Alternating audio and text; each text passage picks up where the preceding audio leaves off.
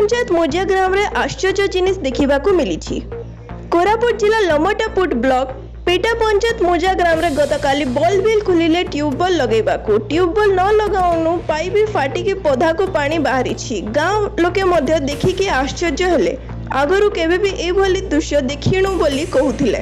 आखपाख गाँ लोके दौड़ी आसीथिले देखिबाकू कहउछंती जे आमे एभली दृश्य केबे देखिणु। आम पंचायत रे प्रत्येक गाँ रे ट्यूबवेल बल बिल थिबा बेले कोनोसी गाँ रे एभली देखिणु बोली ग्रामवासी कहउछंती। मोरना जोकिर सने की गाँ मुर्जा मुर्जा हेले मुर्जा रे केते ट्यूबवेल मारुचंती। ये ट्यूबवेल काली मात्र मारा गला। ये ट्यूबवेल रे एमती कोन पानी बाहर एमती कोन अलगा जगह रे हिची की नाइ सार मुई देखुची जे कु जगह रे नाही आ 25 मीटर दूरता रे गुटे तळे अछि स्कूल पाखरे आ अंगनवाड़ी घर 25 मीटर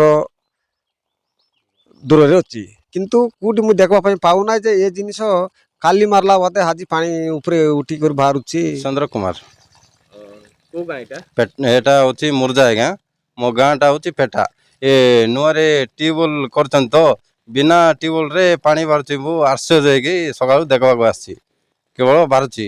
ए आम कोरापुट डिस्ट्रिक्ट सारा कोटी देखि ना एंती ट्यूबवेल टा पानी बारबाटा एटा फास्ट गोटे बाहरुची सेति बहुत आश्चर्य।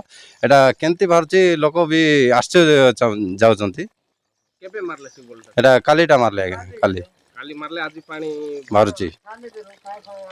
मोर ना होची नीलांबर पटनायक को गाँ एटा मुर्जा। हमर गाँ रे काली जो ट्यूबवेल टा माराला से ट्यूबवेल टा पूरा आश्चर्य टाइप रे होची। सेटा कोन एंती हेला बाहरुची देखो सर आज को प्राय 30 वर्ष कोन होची एंती प्रकार पानीटा कोटी देखि नै मु को जगह देखि रे एंती बारबटा आज के 30 वर्ष होची केंती बार लेन सेना जणा मिसा पडबो नै। पेटा पंचायत ए लमटापुट ब्लॉक भितरे कोटी देखिचो कोठी देखि नै आगा ए गुटे गुटे देखिछि एटा का जस्ट लमटापुट रु सुभाष मारिंग रिपोर्ट फास्ट न्यूज ओडिशा।